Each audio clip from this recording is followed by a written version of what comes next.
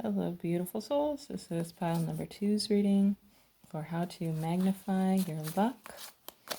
So let's get to it. How to attract and magnify your luck. Pile number two. How to attract and magnify your luck. Pile number two. This one feels like it wants to be. How to attract and magnify your luck. Pile number two. How to attract and magnify your luck. Pile number two. How to attract and magnify your luck. Okay. So again, we have the black obsidian. And here's our reading. Wow, a lot of swords coming up today. Oh my god, it's all swords. Whoa. Okay. Interesting. Just gonna bring these a little closer so we can get a better look at them. Okay. So I'm sort of looking at each of these cards as being in communication with the other. So here it's like the sense of balance, compromise. This is the opposite. And this is even more. It's like, wow. But this card's reversed. So, okay. I'm taking this one at a time. The truce, I'm really gonna just go with the look of the leaf and the feather.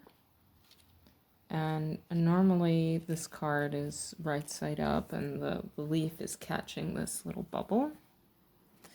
But here it's sort of like the bubble is sort of precariously floating down towards the earth. Yeah, so sort of like the sense that like there's not a lot that we can hold right now. So it's like a radical sort of surrender, even though this card says truce. Like what's going on here is like it's like moving away from a sense of peace. So something's being stirred up, and something that could have been restful and peaceful is suddenly having a sense of combatism. So like the blades pointing down can indicate like a grounding, and this one the blades are coming upwards. So like what was headed towards a resolution is sort of like moving in a different direction. Interestingly, above is the rock, the textured earth looking ancient, and this sort of indicates that like the wisdom of the ancestors, which also is indicated by the feather, is a potential to guide us through this time. So if you've been experiencing some strife and you really feel like you need some luck, the first indication here is to speak with your ancestors. Then the next card here we have this sense of overwhelm, the sense that the swords are broken. So it's sort of like when you hold on so hard, but despite everything, the enemy comes to the gate and smashes all your swords. So that's sort of the feeling here.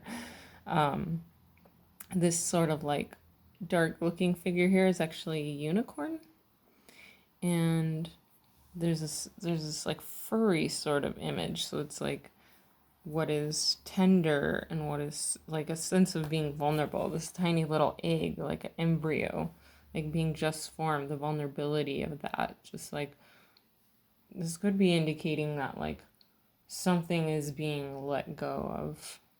And so the radical sort of surrender or grace around whatever's going on, it's just like Stop trying to attack. The swords are broken. It's time to surrender gracefully, even though what you're facing looks really frightening. The strength and the sort of softness, like this is the last barrage, is like the tenderness. So seeking out tender places where you feel cared for, support, emotional support from those who always, always, always have your back. Then here we have Ruin, the last card, and it's in reverse, so we're not going to take that as literal ruin right now. It's like, don't worry, your luck is not ruined.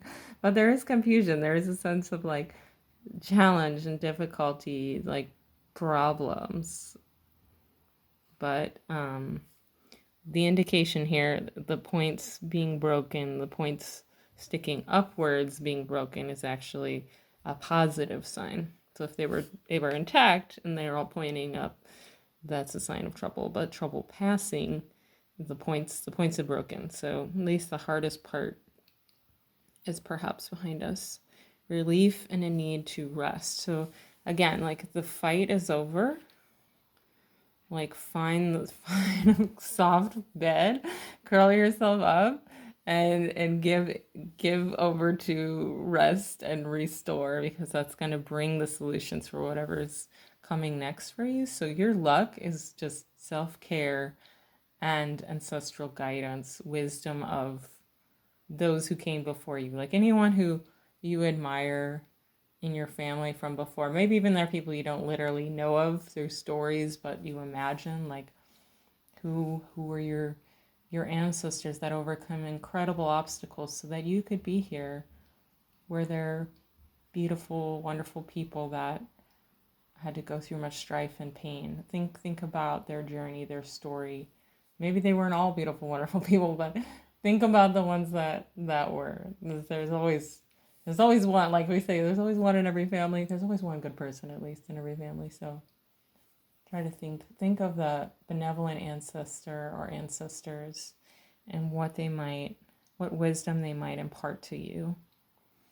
Which, in this case, is not just to forge and fight and keep going and push, but literally just take many breaths, take a bath, take a soft, warm nap in a flowery field. Remember, what's behind you doesn't have to be in front of you again. So holding on to lessons learned. This bubble, this being a fragile thing, this is sort of like whatever came to you, don't let that slip away. Like whatever small gift, whatever wisdom, hold on to the teaching. It's a small, tender thing that can easily be forgotten. So write it down. What did you learn from this time?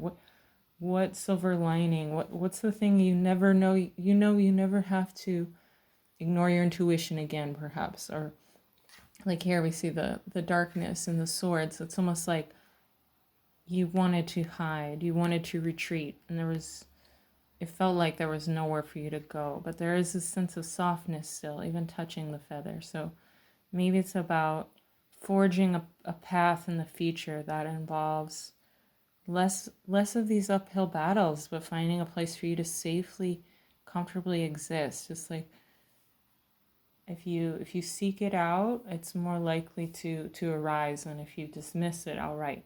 Just like, I see this as very possible for you.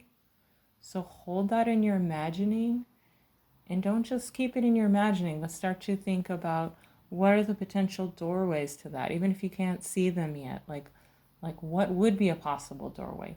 And when that doorway presents itself, then you know to go through it. It's like finding that sense of nourishment, support, safety. And you may need to surround yourself with people who really are going to be tender with you, because you have a precious gift. That's what's in the darkness. That's what you were trying to protect. There's something very precious with you. You have a sense that's very fragile, but it's protected. See here with the leaf, even though it could fall and be crushed, like I have a sense that there's like a magical support around this gift for you. Just like here, like this egg could have easily been lost in this battle, and it's sort of like this unicorn is like, and maybe I'm actually reading this card differently now. It's sort of like the swords were coming from the unicorn, like something was trying to get at this beautiful gift in you, this magic or intuition, or this it's sort of like grace in you, like angelic grace in you. Something was trying to smash at it, get at it. Something jealous and wrathful. Something that was unhealed. Someone that was unhealed. It could have been an organization. Something that felt really powerful, like a being, a person who was sort of like they were coming at you with so much aggression, and all their weapons sort of turned on themselves. Like their weapons became useless and then turned on themselves. That's what I'm actually getting from this card. So that's really interesting, because first I read it the other way. But yeah, I really see that now. So it's like this sense of magical protection. Like you don't even have to fight here. The battle's already passed. And there's a lot of sense of what's ancient around you. So like finding cultural, ancestral healing, like something that's from your ancestry, so from your lineage, or from the land where you live. What is the ancestral wisdom from the land that you live? Seek healers who know this, whose energy is really tender and protective and loving, and who aren't grasping, but who are just full of just like, so like this light leaf just holding it so tenderly. Like no one needs to clutch right now. It's just like anyone who can give you that sense of softness and freedom to be who you are, because that's part of your gift. Okay, I hope this reading was helpful. So again, how to attract your luck is to continue to build your magic through this tender, beautiful softness, to seek healing in ancestral ways, to understand there's wisdom that can come from the hurts, and that you do have a magical protection around you. So hold on to that in your knowing, and that will actually help empower your magic. So like feel it in the back of your throat, the back of your heart. Just try to breathe into a sense of being like wholly magically protected. Like what does it feel like to breathe into that? And if that's too much of a stretch, if that doesn't feel like authentic to you, just try to be really present in your surroundings and don't let your mind race to the past and the future. Just really try to be present, because that's going to help you harness your gift and allow you to discern who is the right energy, who possesses the right energy and gifts and wisdom to understand you, to get you, and to be deserving of to be in your presence. You have a lot to offer here. Okay, that's the reading for today. May your day be blessed and full of luck. Talk to you soon.